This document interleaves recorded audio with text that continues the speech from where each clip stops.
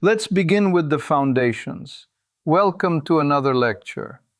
Today we consider Andrea Mitchell, a long-running presence in American political journalism who, to put it simply, has been one of television's clearest storytellers of power and foreign policy for nearly 5 decades. I'm Alexei. I teach and think about how institutions communicate and how we as listeners parse that communication.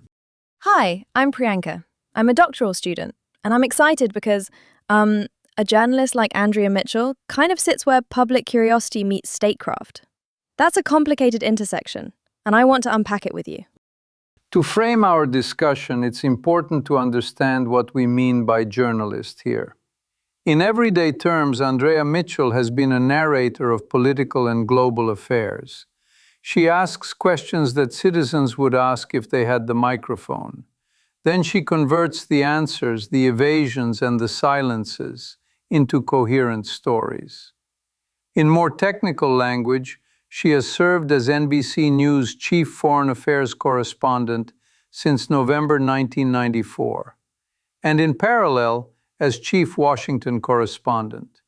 These roles require sustained source cultivation, policy fluency, and the ability to translate diplomatic and legislative processes into accessible reporting across NBC Nightly News, Today, and MSNBC. So, if we simplify that, she is the person who stands at the State Department podium one day, Congress the next, and says, "Here is what this means for you at home." Not just the headline, but the why and the how. Is that fair? Precisely. And the stakes are non-trivial. We observe that foreign policy is often conducted in rooms without cameras. When it surfaces, it does so as terse communiques, photo sprays, and jargon.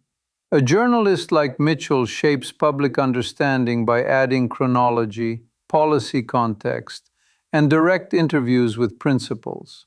In simpler terms, she reduces the gap between technical decision-making and democratic oversight. It is worth noting that the public sometimes imagines media figures as partisan protagonists.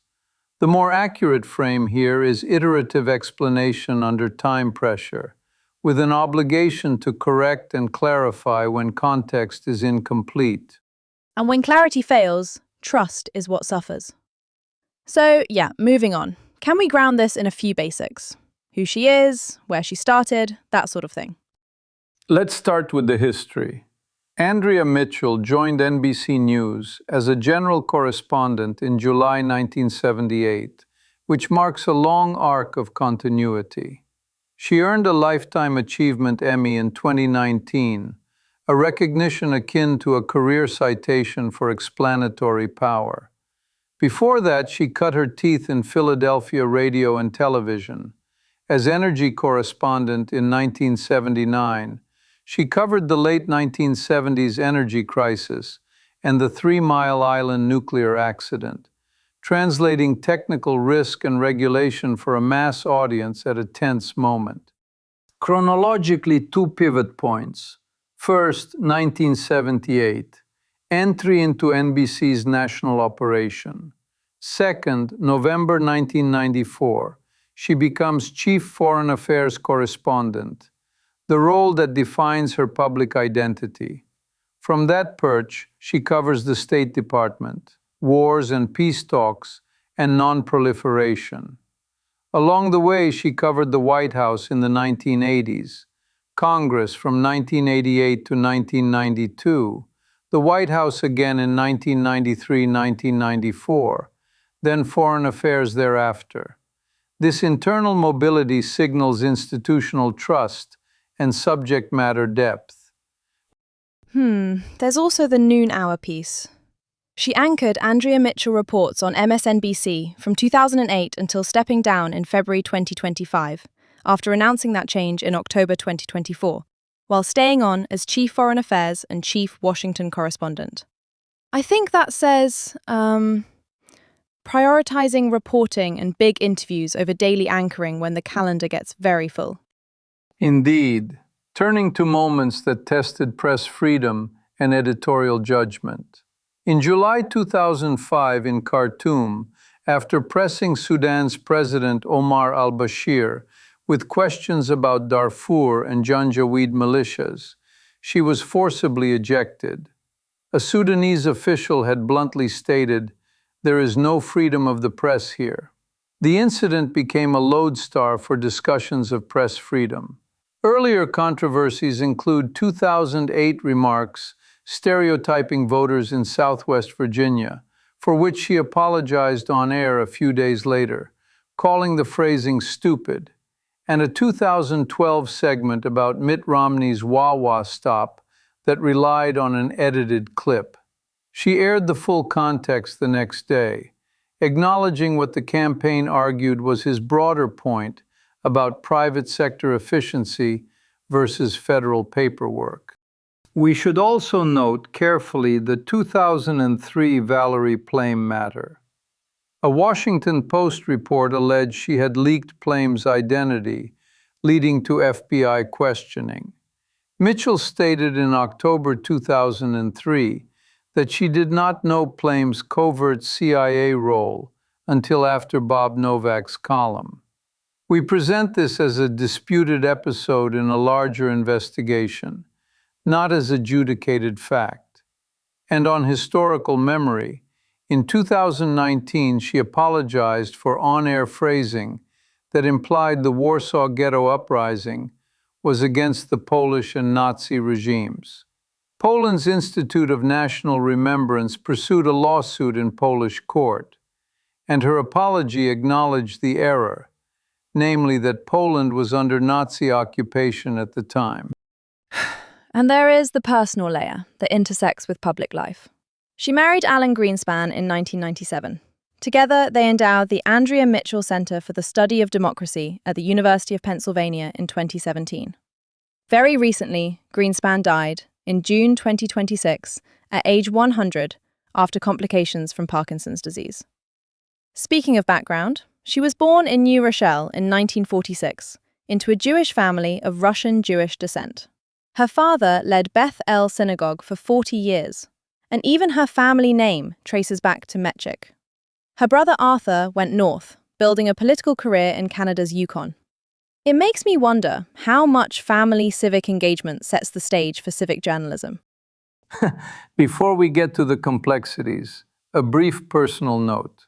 As a graduate student in the 1990s, I would toggle between linear algebra problem sets and State Department briefings. Mitchell's reports had the rare quality of reducing the dimensionality of the problem without losing the structure, which, as any mathematician knows, is the hard part. My tea went cold, the analysis did not. This brings us to three questions that organize today's inquiry. Question 1. Historically, what was Mitchell's specific influence on political journalism? Question 2. The counterfactual. What if in Khartoum in 2005, Bashir had answered rather than ejecting her? Question 3. How does her model shape present and near-future media practice? On the first, Mitchell's trajectory from KYW City Hall beat under Mayor Frank Rizzo to NBC's Congress, White House, and finally State Department illustrates a durable template for impact.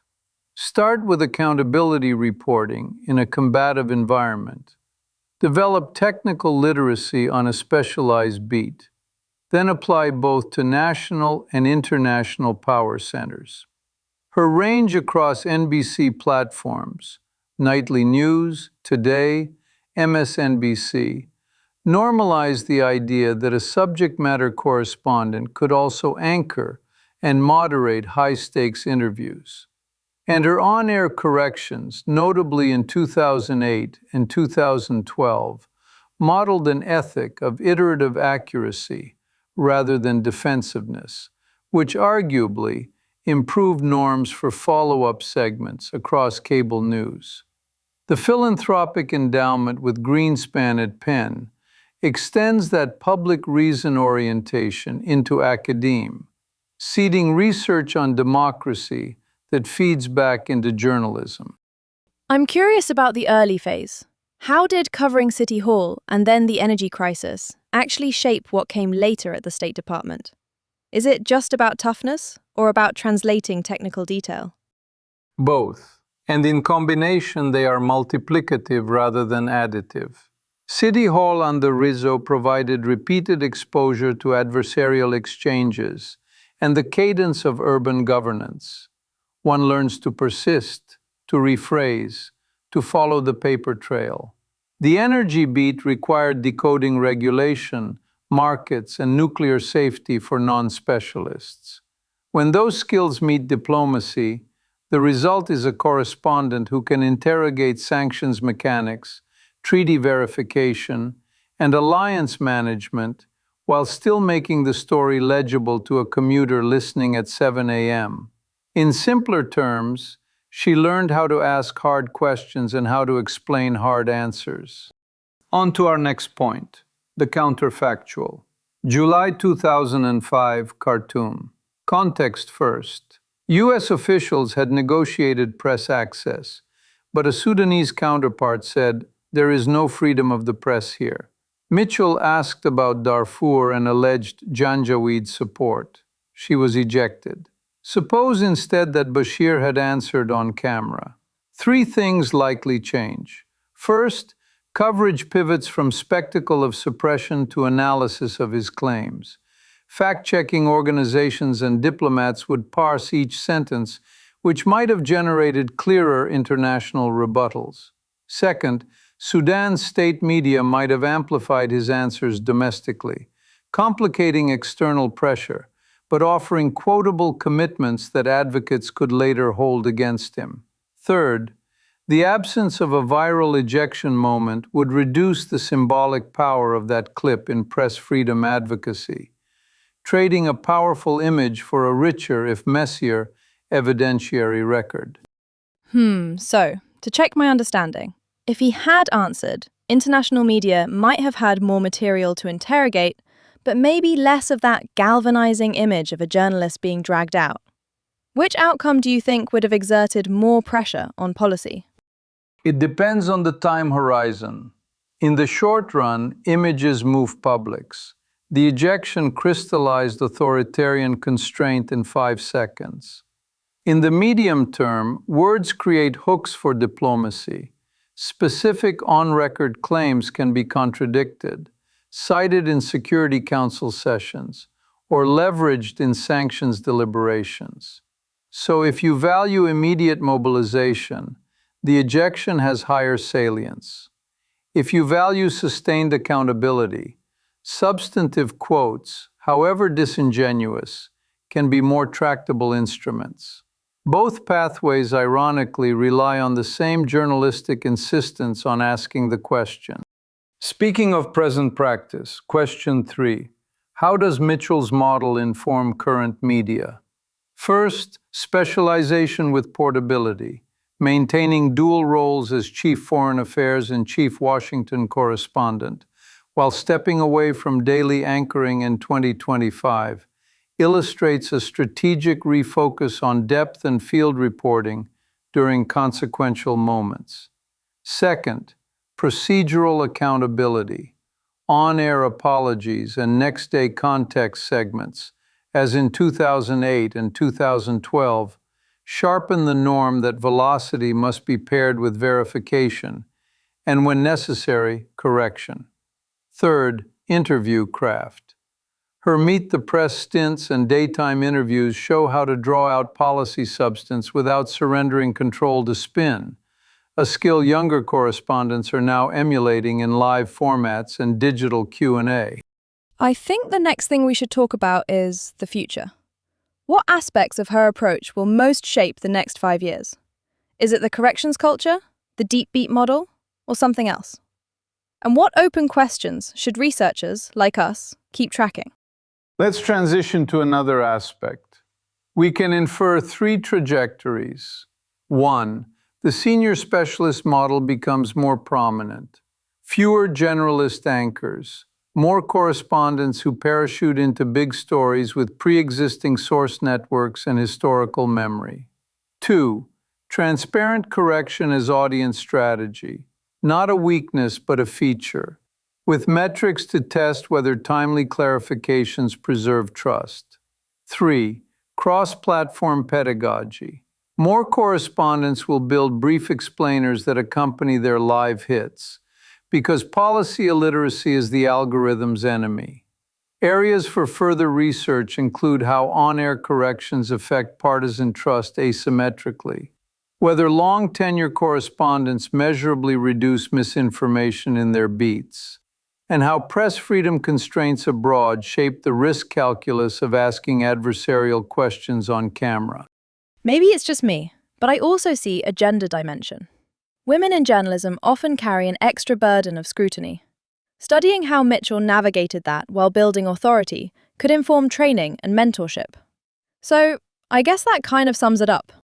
To summarize, Andrea Mitchell is fundamentally a translator of power, a chief foreign affairs and Washington correspondent who has reported for NBC since 1978, anchored a daily program from 2008 to early 2025, and helped audiences understand everything from 3 Mile Island to modern diplomacy.